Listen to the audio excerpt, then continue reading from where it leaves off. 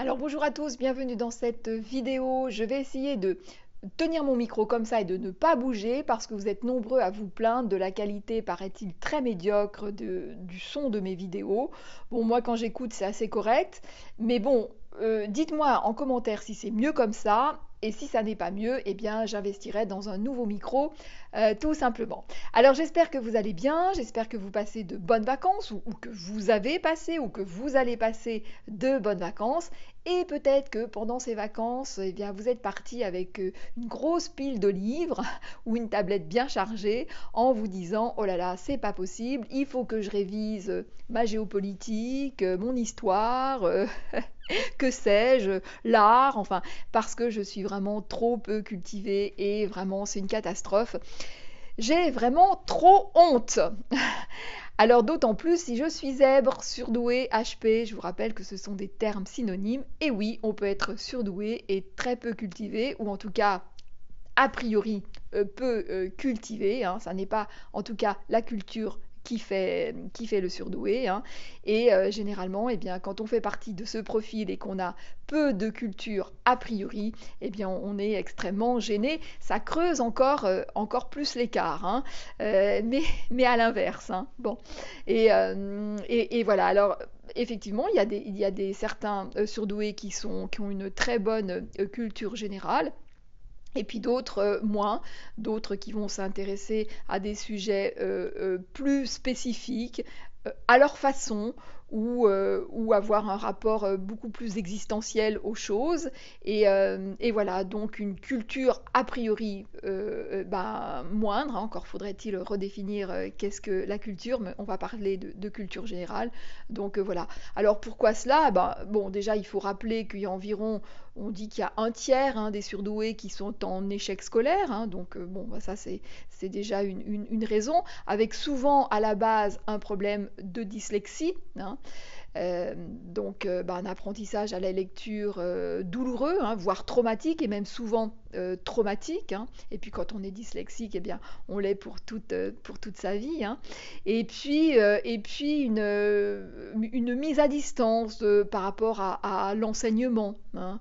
Parce que la façon dont on enseigne les choses ou la façon dont on aborde les sujets, eh bien souvent ça ne correspond pas à la façon dont le zèbre fonctionne, à la façon dont il est au monde, à la façon dont il aurait besoin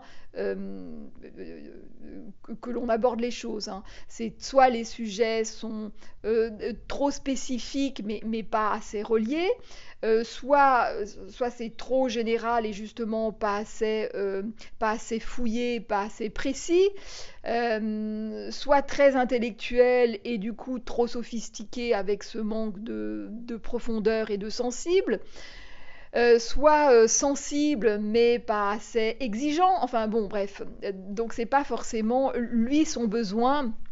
Eh bien, il est un petit peu particulier et il peut du coup se mettre à distance par rapport à ce qu'il entend parce que ça l'agace et voilà et que ça ne lui correspond pas. Hein. Donc, il va faire en sorte eh bien d'avoir de l'information à sa façon. Il va faire ça à sa sauce. Hein. Et, euh, et voilà, parce que c'est vrai que par rapport à ça, souvent j'entends des personnes qui me disent à l'école, j'avais compris avant tout le monde et après je m'ennuyais et ce décalage créait, bah, créait de la solitude et mettait une distance entre les autres et moi. Hein. Mais j'ai envie de dire que le surdoué qui va avoir le plus de problèmes, c'est pas tant celui qui a compris qu'il avait compris avant les autres, c'est celui qui a compris avant les autres, mais qui ne sait pas qu'il a compris avant les autres. Hein. C'est celui-ci qui va vraiment avoir des difficultés. Hein. Il a une telle image dégradée de lui où il s'estime tellement peu parce que encore une fois il voit ce décalage mais il n'arrive pas à le comprendre, il retourne le truc contre lui. Hein. Et lui il n'arrive pas à imaginer qu'il a compris avant les autres et donc il cherche. Il se dit mais qu'est-ce qui se passe, c'est juste pas possible, il y a un truc qui doit m'échapper et puis ça peut pas être aussi simple, hein. Il y a ça aussi. C'est de la façon dont c'est enseigné. Il ne peut pas imaginer que c'est aussi simple. Donc il va chercher une complexité par rapport à sa nature qu'il n'est pas. Et du coup, enfin, tout s'embrouille, hein. Et c'est pour lui, c'est pour ce profil-là, ce type de zèbre-là, où ça va être le plus difficile, hein. Et donc, des personnes comme ça peuvent passer un temps infini à essayer de comprendre, mais qu'est-ce qui se passe, hein. Alors, c'est pas forcément des personnes cultivées au sens où on l'entend, mais ce sont des personnes qui vont avoir un rapport au monde et aux choses très pertinent, très juste, parce que ce sont des gens qui cherchent beaucoup, qui cherchent vraiment à comprendre, mais vraiment dans le profond des choses, hein.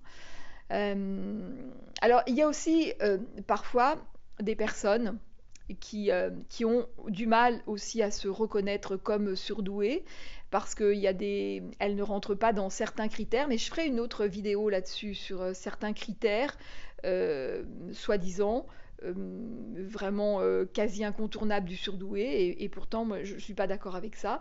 Et donc des personnes qui vont être dans une espèce de brouillard mental, des personnes qui ont du mal à poser leurs pensées, des personnes qui ont peu de mémoire, euh, et en même temps qui ont une grande pertinence, hein. Et ces personnes-là, souvent, elles ont vraiment du mal à se croire surdouées, hein. Et ça, généralement, sont des personnes qui sont vraiment en souffrance, qui ont du mal à valoriser... euh, à valoriser leurs acquis, à valoriser souvent leurs capacités tout à fait exceptionnelles. Elles en définissent mal les contours. Aussi des personnes qui parfois se disent mais bon bah ok, je sais faire telle et telle chose, mais qu'est-ce que je peux faire de ça? Tout le monde s'en fiche, ou comment je peux valoriser ça? Donc ça, c'est quelque chose vraiment auquel il faut réfléchir, hein. Lorsque vous repérez une capacité tout à fait exceptionnelle, il faut vraiment réfléchir à comment la valoriser, hein. Et je sais aussi qu'il y a des personnes qui s'agacent profondément parce qu'elles voudraient faire des choses qu'elles font remarquablement bien, et on leur dit ah ben non, mais pour faire ça il faut faire une formation, sauf qu'une formation généralement le surdoué il en sait déjà 10 fois plus que la personne qui enseigne. Donc eh ben, il peut vraiment s'agacer, et je le comprends, hein. Et il y en a qui vont tellement s'agacer qui vont dire bah, allez vous faire voir. Bon, c'est un peu dommage, mais encore une fois, je peux comprendre. Et puis d'autres personnes eh ben, qui vont faire la formation pour avoir l'étiquette, pour avoir le diplôme. Et puis après, bon, elles font bah, les choses comme elles le sentent, hein. Euh, voilà. Je voulais aussi parler aussi de l'hyper-excitabilité. Ça aussi, c'est quelque chose de très important, parce que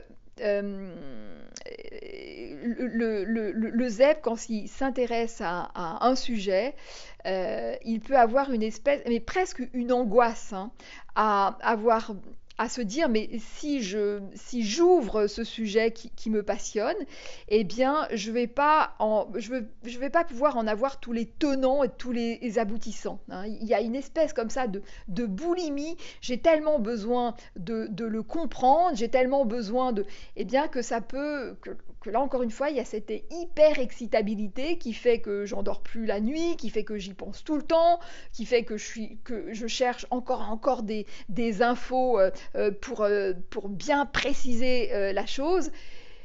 Et du coup, certains se disent, mais tiens, ce sujet m'intéresse, mais je vais pas y aller parce que je vais me faire complètement dévorer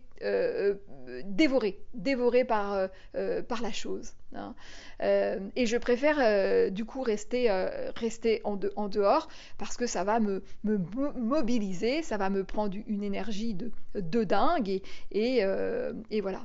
Ça aussi, c'est quelque chose que on retrouve assez souvent, hein.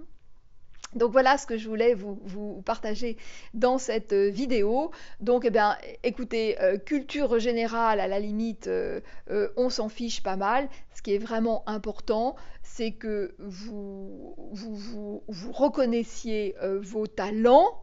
Hein. Il y a aussi, oui, quelque chose que je vous ai pas dit, qu'on retrouve aussi souvent, qui est très caractéristique, c'est que quand on aborde un sujet avec d'autres personnes, eh bien le surdoué, même s'il connaît assez peu le sujet, la façon dont il va tout de suite en parler, aborder la chose ou interroger, l'autre va lui dire ah bon mais tu es je sais pas quoi architecte ou tu es médecin ou tu es et le zèbre va dire bah non pas du tout.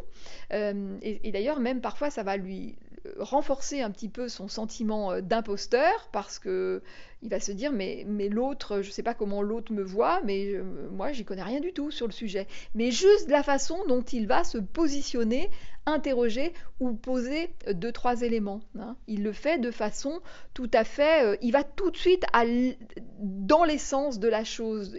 Il va tout de suite toucher au cœur de l'essentiel. Hein. Et ça c'est assez remarquable et remarquable dans le sens où ça se remarque. Hein. Et c'est très spécifique du surdoué. Hein. Voilà. Voilà ce que je voulais vous partager. Bon, bah écoutez, n'oubliez pas de liker, de vous abonner, de commenter, et je vous dis à très vite dans une prochaine vidéo.